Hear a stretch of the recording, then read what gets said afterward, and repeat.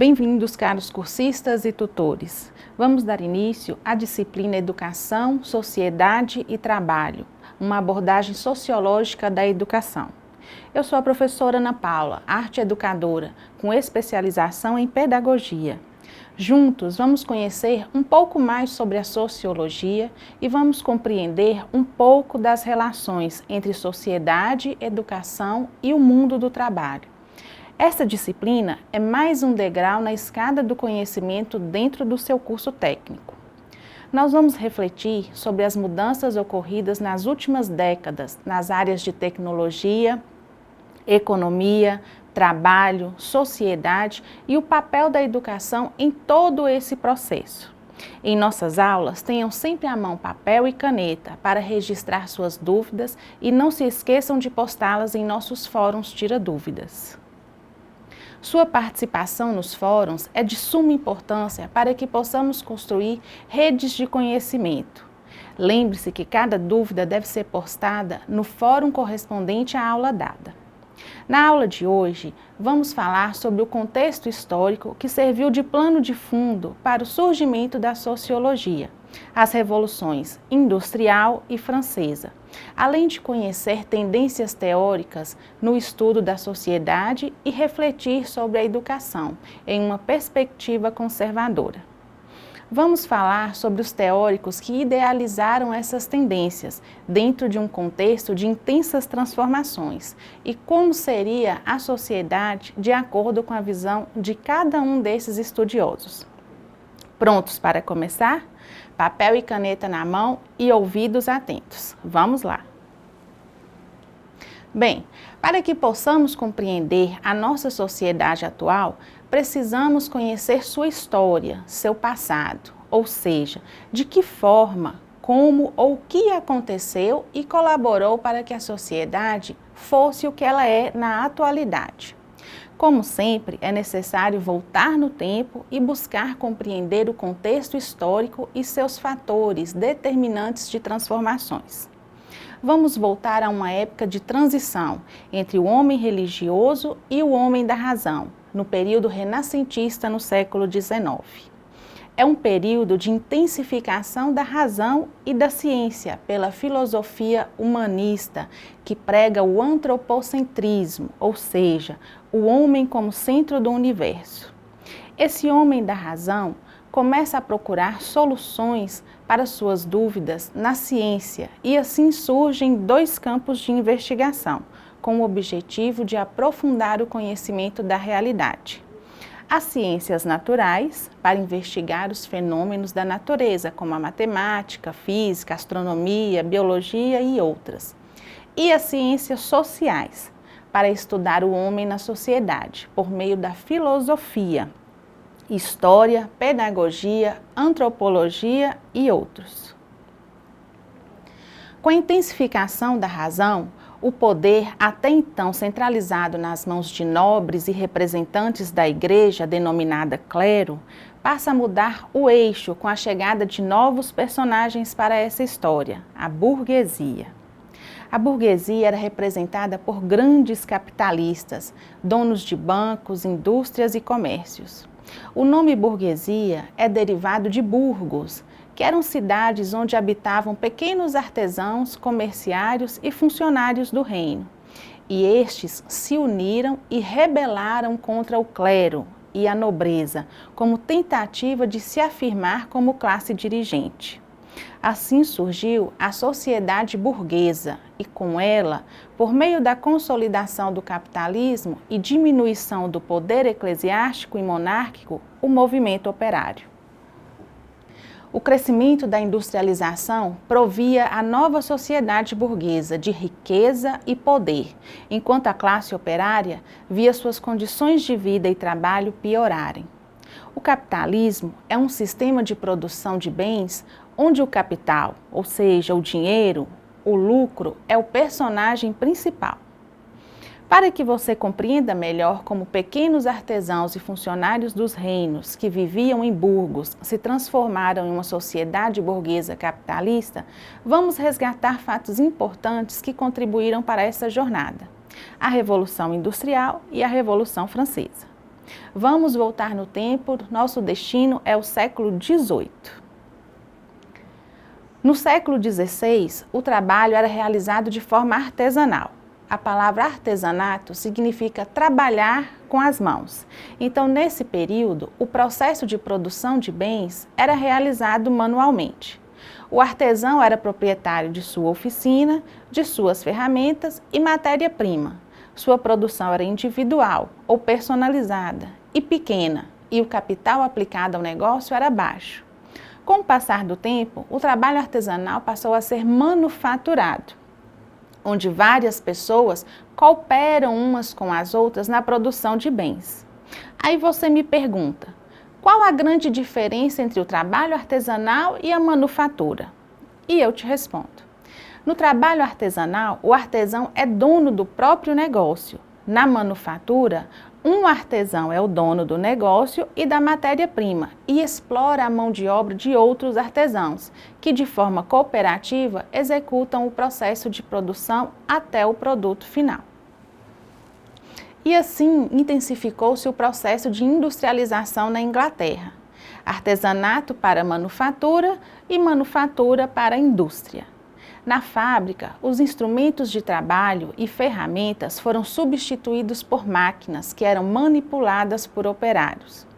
Produtos que eram feitos de forma individual passaram a ser produzidos em larga escala, aumentando a produção e o consumo de mercadorias.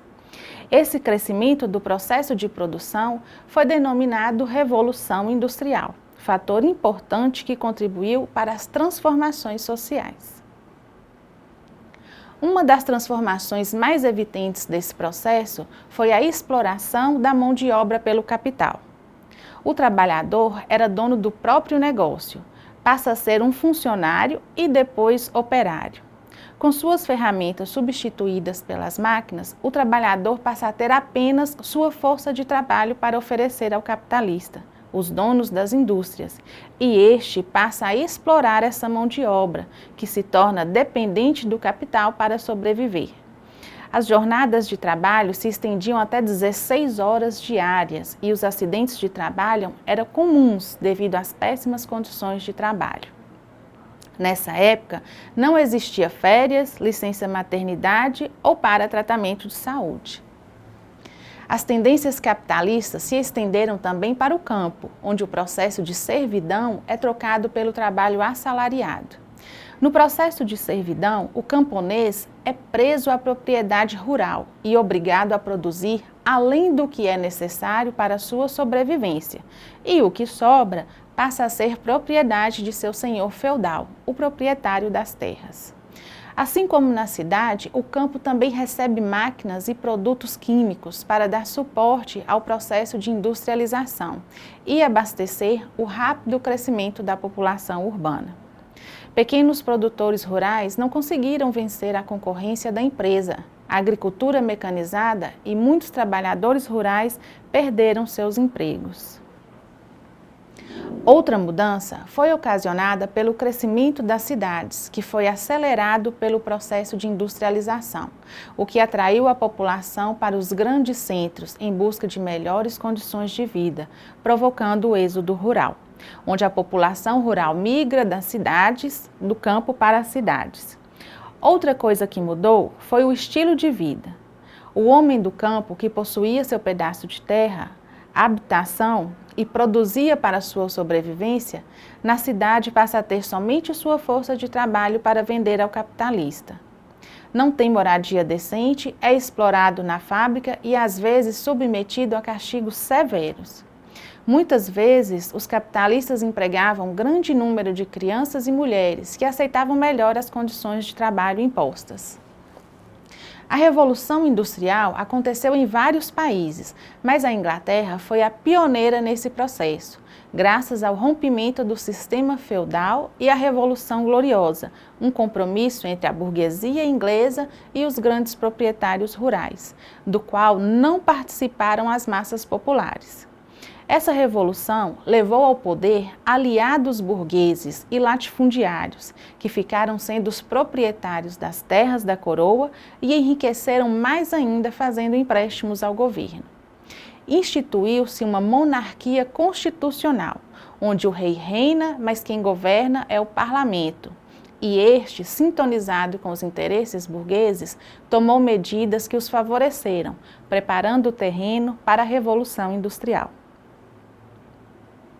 A Revolução Francesa também provocou transformações sociais, principalmente no que diz respeito ao poder econômico e poder político. Na França, no final do século XVIII, os burgueses já tinham um poder econômico, mas o poder político estava nas mãos dos nobres, centralizado por uma monarquia absolutista, onde o rei controla totalmente o Estado. Nesse período, esse modelo político produziu o Rei Sol, Luís XIV, que declarou: "O Estado sou eu".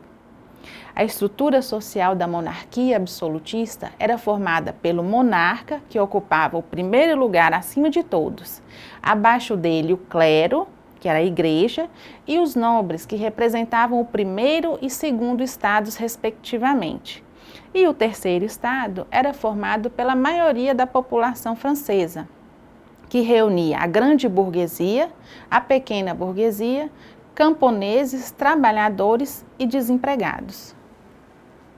O Estado monárquico impedia o desenvolvimento do capitalismo e mantinha as relações feudais de produção, onde os grandes proprietários de terras exploravam o trabalho servil, além de impedir o acesso das pessoas às classes privilegiadas e favores do Estado, pelo fator de hereditariedade. Os burgueses eram os mais prejudicados nesse contexto, pois tinham poder econômico e pouca influência política.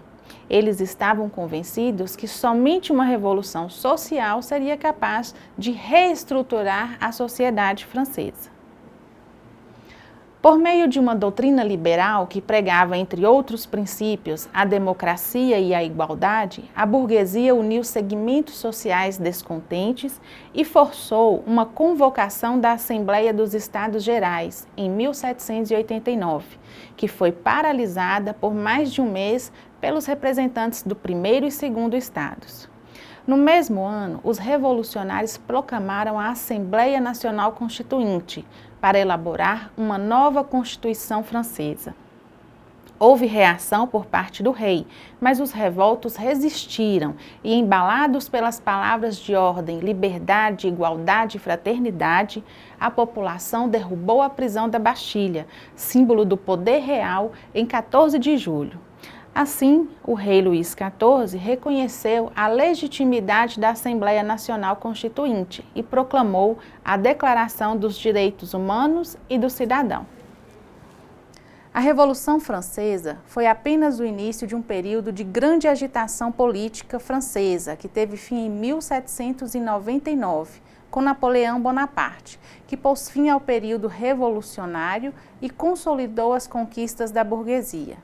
De modo geral, muitas foram as revoltas e lutas pelo poder social, o que estabeleceu um caos entre a burguesia capitalista e a classe operária. Todos queriam ter uma participação na direção da sociedade, e este comportamento despertou o interesse pelo estudo da vida social, surgindo assim dois grupos de intelectuais: os pioneiros da sociologia e os pensadores socialistas. Os pioneiros da sociologia, como Durkheim e Comte, defendiam a reorganização da sociedade e manutenção do controle social. Os pensadores socialistas, como Marx e Engels, defendiam o entendimento do funcionamento da sociedade capitalista, para superá-la e conduzir a humanidade para uma sociedade justa. Assim surge a sociologia, uma ciência que se preocupa em estudar a vida social e os diversos acontecimentos, fatores, indivíduos que fazem parte dela e que de alguma forma são agentes de transformação do desenvolvimento social. Os dois grupos de intelectuais desenvolviam correntes de pensamentos que tentavam explicar toda a realidade, apresentando novas visões de mundo e tentando compreender os fenômenos naturais. Vamos conhecer agora a teoria de cada um desses grupos e suas características e como seria a sociedade dentro de cada uma dessas teorias. Primeiro, vamos falar sobre o funcionalismo, uma teoria defendida por um pioneiro da sociologia, Émile Durkheim. Para este teórico, os fatores causadores das crises sociais eram os aspectos morais e não os econômicos. No contexto de expansão da sociedade industrial, Durkheim acreditava que era necessário mais tempo para que os grupos sociais se ajustassem ao novo modelo de desenvolvimento econômico. Segundo a teoria do funcionalismo, a sociedade adaptada superaria as crises sociais. A base do estudo do funcionalismo era a comparação da sociedade a um organismo humano, ambos com seus setores ou órgãos que devem funcionar de forma integrada, em harmonia. Cada setor ou órgão deve cumprir sua função para que seja assegurada a saúde da sociedade ou organismo. Se um desses setores ou órgãos apresenta um problema, esta parte deve ser tratada. Assim é vista a sociedade para o teórico. Cada segmento social como uma parte de um organismo e se um grupo tem um problema, este deve ser tratado. Era a doença social. Assim a sociedade teria estados saudáveis e doentios. Para Durkheim, a sociologia tinha por finalidade não só explicar a sociedade, como também encontrar remédios para a vida social. Para ele, os fatos sociais apresentam 3 características. Coerção social, o fato social se impõe, o indivíduo não contraria as regras sociais. Os fatos sociais exteriores ao indivíduo, que são aqueles que existem antes do nascimento e são assimilados pela convivência familiar e educação. E, por último, a generalidade, quando o fato social ocorre para todas as pessoas ou para a maioria delas. Ele defendia que era melhor seguir o que já estava pronto do que correr riscos. Esses fatores sociais contribuiriam para a saúde do organismo social e para que esse organismo fosse sadio. Era necessário que as pessoas pensassem e agissem de forma semelhante, levando em conta os fatos sociais impostos pelas formas de coerção social. Assim seria uma sociedade estável, pronta, organizada, que não permitiria grandes mudanças. Para a teoria funcionalista, o remédio para a sociedade eram pequenas reformas, como um pequeno aumento salarial, ou diminuição da jornada de trabalho, ou uma cesta básica, com um reboco nas rachaduras das paredes, sem mexer na estrutura da obra. Essa teoria era de interesse específico da burguesia capitalista, que desfrutava da riqueza e das conquistas da sociedade moderna, e queriam que as coisas ficassem como estavam, sem grandes mudanças. Enquanto uma teoria favorecia classes privilegiadas, a outra visava melhorias para a humanidade. É o fim da exploração do homem pelo homem. Esse é o materialismo dialético de Marx e Engels, 2 pensadores que se preocupavam com os efeitos da Revolução Industrial, que aumentou de forma intensa as riquezas para uns e a miséria para outros, principalmente a classe trabalhadora. A referência para a teoria do materialismo dialético é a matéria, como sendo tudo aquilo que forma o mundo e está ao nosso redor, ou seja, as explicações para a realidade, os fenômenos e mistérios antes estudados pelas religiões, agora têm como base a matéria. Estes teóricos sugeriram uma sociedade socialista com relações cooperativistas e distribuição igualitária das riquezas. Pela visão do materialismo dialético, nada no mundo está acabado. Tudo está em constante conflito e este leva à transformação, e esta também é constante.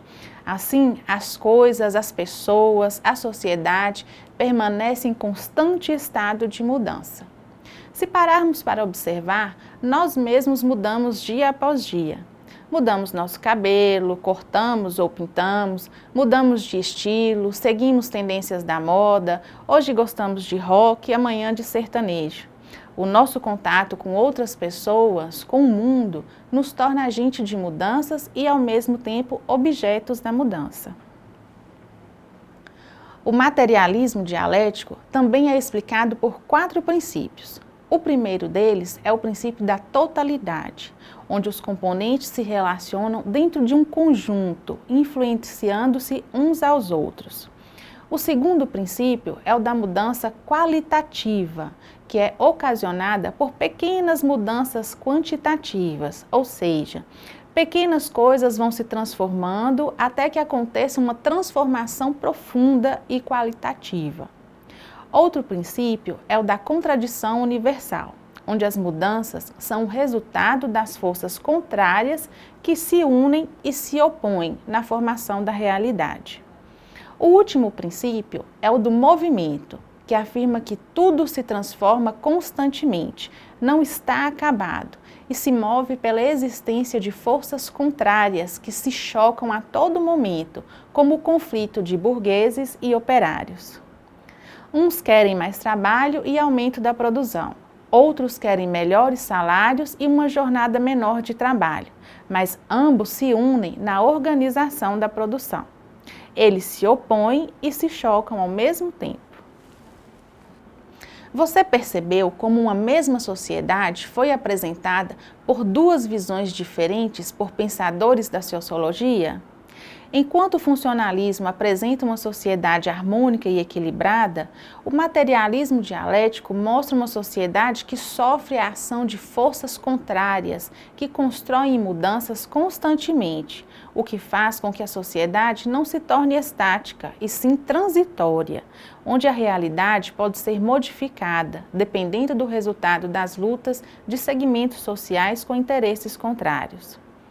Com o materialismo dialético, a sociologia ganhou uma visão crítica e a classe trabalhadora a esperança de uma sociedade mais justa. Agora que conhecemos as visões do funcionalismo e do materialismo dialético da sociedade, vamos ver como essas tendências afetaram as formas de interpretar a relação entre sociedade e educação. Muitas foram as transformações decorrentes da Revolução Industrial e Francesa, o que provocou análises diferentes da sociedade moderna. Formou-se uma percepção conservadora, expressa em teorias como o funcionalismo, que defendia a manutenção da ordem e estabilidade social. Como sendo um dos segmentos sociais, a educação também foi analisada dentro de uma perspectiva conservadora em sua relação com a sociedade. Durkheim apresenta a educação como socializadora das novas gerações, ou seja, ela é imposta às pessoas independente de suas vontades, tendo a tarefa da transmissão das tradições e de códigos para a adaptação do indivíduo à convivência social. Segundo ele, para que haja educação, a ação educativa deve ser exercida por uma geração mais velha, já socializada e detentora do saber, sobre os mais jovens, que ainda não possuem o conhecimento. É um clássico exemplo da escola tradicional, onde o professor era dono absoluto do saber, e o aluno passivo tem o papel de cumprir regras, ser obediente e seguir recomendações do professor. Mas mesmo com esse rigor, o teórico acreditava que a educação deveria ter uma base comum e diversificada. Então você pergunta, como assim, professora? Eu te explico.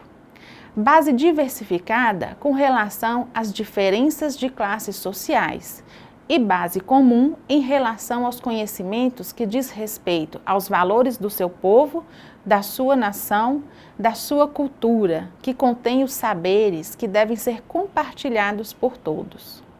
Para Durkheim, a função mais importante da educação é preparar homens para desempenhar os diferentes e harmônicos papéis sociais, como dirigentes ou como força de trabalho. Outro pensador apresenta uma visão com ideais liberais para a educação. É John Dewey, um professor fundador da Escola Nova. Os ideais liberais foram inspiração para a Revolução Francesa, que derrubou a monarquia e tornou a burguesia uma classe poderosa.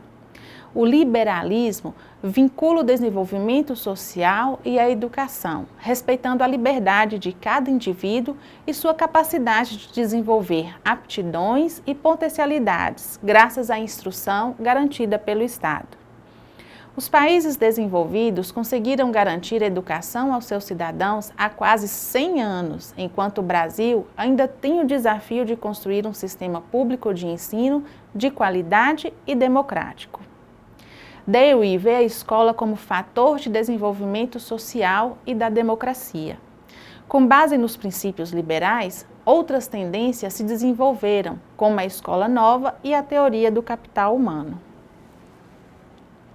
Antes de prosseguirmos com as teorias, vamos conhecer os princípios que norteiam o liberalismo.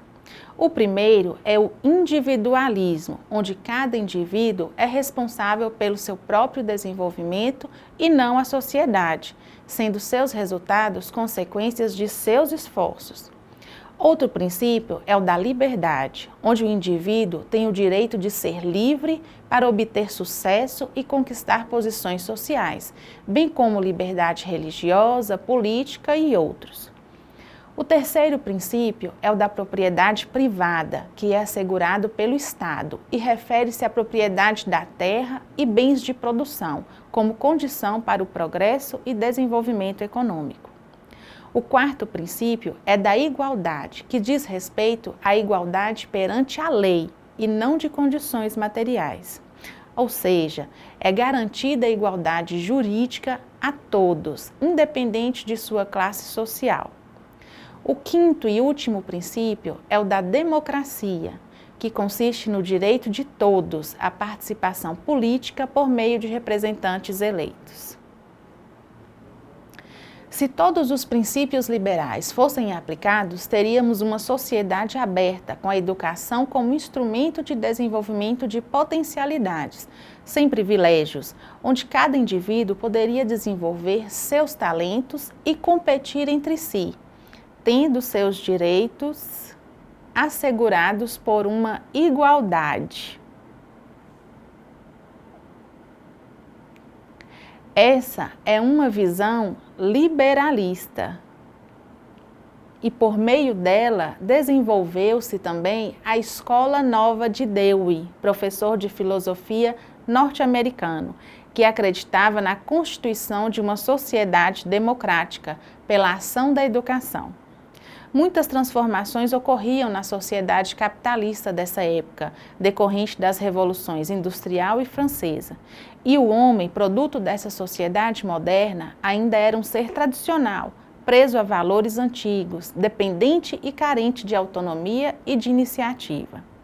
Dewey defendia a escola como um ambiente de formação de um novo homem, com um processo educativo pautado em valores democráticos, tendo um único objetivo: ter o aluno como protagonista no ambiente escolar, oferecendo para ele condições para que resolvesse por si só seus problemas.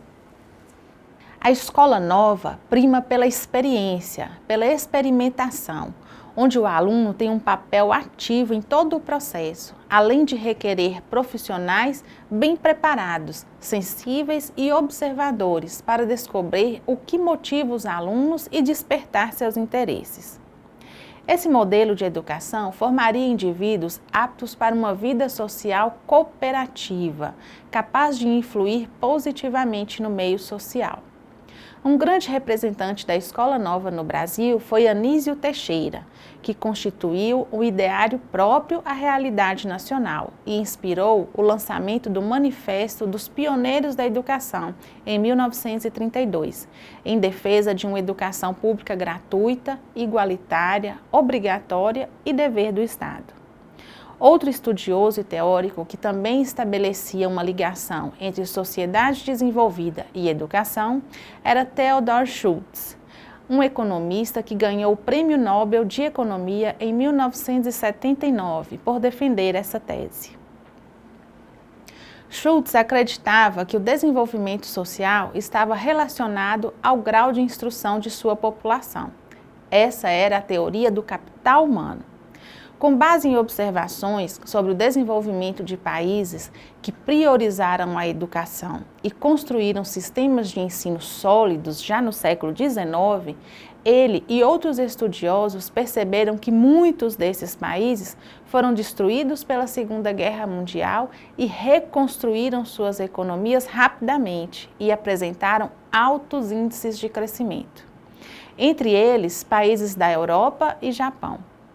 Com essas observações, apontaram o investimento no indivíduo como fator explicativo para o sucesso econômico. Ou seja, a educação do indivíduo era um investimento na força de trabalho futura que garantiria o desenvolvimento do país. Esse investimento recebeu o nome de capital humano. Mas essa teoria, assim como as outras, tem duas faces. Explica o crescimento de países como Singapura, Tailândia e Coreia do Sul, os chamados tigres asiáticos, que fizeram revoluções em seu sistema de ensino na década de 80, mas não consegue explicar o crescimento da economia em países latino-americanos, como o Brasil, nas décadas de 60 e 70, que não apresentavam mudanças nas estruturas educacionais. Na sociedade contemporânea, defende-se a tese do papel fundamental da educação no processo de desenvolvimento de uma nação. Organizações como o Banco Mundial e a Unesco dizem que os países pobres devem priorizar a educação para superar as altas taxas de pobreza e suas consequências sociais. A teoria do capital humano afirma que o indivíduo que tem acesso a um processo educacional torna-se mais capacitado para o trabalho e, em consequência disso, mais produtivo, por ter conhecimento intelectual e habilidades. Assim, este indivíduo, além de contribuir para o aumento da riqueza nacional, também passa a ter uma remuneração melhor e, consequentemente, um padrão de vida melhor, movimentando o mercado de consumo e gerando crescimento econômico. É uma dupla vantagem para o país. Aumenta-se a taxa de retorno social com o desenvolvimento econômico e o aumento da produção. E a taxa de retorno individual, expressa pelo aumento do salário do indivíduo instruído, que é motivado a produzir sempre mais. É uma teoria interessante, mas será ela harmoniosa em uma sociedade capitalista, onde patrões e empregados estão em constante embate por maiores lucros e melhores salários? Nessa sociedade, o investimento em qualificação resultaria em aumento da lucratividade do empresário capitalista. Como ficaria a taxa de retorno individual? Essa taxa resultaria na taxa de mais-valia, onde o que é produzido além do contratado e não é pago pelo empregador se transforma no lucro do empreendimento. Bem, vimos que as teorias que foram abordadas primam pela educação e defendem que o Estado deve investir em um sistema de ensino de qualidade.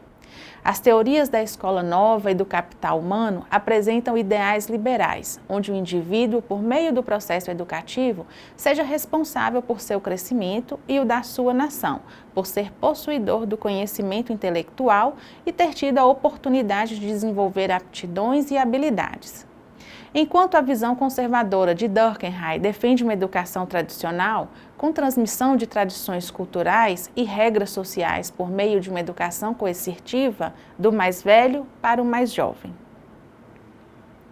Cada teórico, com a sua tese e uma visão diferente sobre a sociedade capitalista, defende modelos de relação sociedade e educação que, de certa forma, priorizam a classe empresarial capitalista, maior beneficiária com o aumento da produtividade do trabalho. Mesmo na visão conservadora, onde os indivíduos exercem sua função social de acordo com sua origem, ou na visão da escola nova, com a formação de um novo homem capaz de influir positivamente na sociedade, tornando-a mais cooperativa, ou na visão do capital humano, que o trabalhador qualificado produz mais e é bem remunerado. O resultado final das três tendências é o aumento da lucratividade empresarial. Mas em termos de educação, percebemos que todas as tendências pedagógicas apresentadas visam a melhoria do processo educativo, uma nova estruturação do sistema de ensino para que o indivíduo seja capaz de se adaptar à sociedade a que pertence. Vimos como é importante a qualificação profissional e o acúmulo de conhecimento intelectual e desenvolvimento de habilidades que é produzido pela educação. A Unesco, Organização das Nações Unidas para a Educação, Ciência e Cultura, recomenda o investimento de no mínimo 6% do PIB, Produto Interno Bruto, do país na educação pública, pois acredita que uma sociedade que não se importa com a educação de seus filhos condena o seu futuro. Em nossa aula de hoje, voltamos no tempo para resgatar conhecimento sobre fatores históricos que contribuíram para grandes transformações nas sociedades do final do século XVIII e século XIX. As revoluções industrial e francesa impactaram novas relações sociais no trabalho, na economia e na gestão política. Também conhecemos teóricos estudiosos das transformações sociais e suas linhas de pensamento sobre a sociedade e seus fatos sociais, bem como na relação da educação com essa sociedade em constante mudança. Percebemos como cada teórico tem uma visão diferenciada sobre a mesma sociedade, mas uma opinião comum: importância da educação para o desenvolvimento social. As teorias aqui relatadas são próprias da sociedade daquele período, mas influenciaram tendências que permaneceram por muitos anos e ajudaram a construir a sociedade que conhecemos hoje. Mas esse é assunto para a próxima aula. Não se esqueçam de ler em seu caderno didático as unidades tratadas em nossa aula de hoje e de postar suas dúvidas e questionamentos no Fórum Tira Dúvidas e de participar efetivamente dos fóruns de discussão, apresentando suas considerações sobre a disciplina ou mesmo compartilhando conosco imagens que retratem o que estudamos. Leia, busque outras fontes de pesquisa, enriqueça seus estudos e compartilhe conosco. Temos um espaço bem legal em nosso ambiente, o Café Virtual. Espero vocês lá para um bate-papo. Nos vemos na próxima aula. Bons estudos e até mais!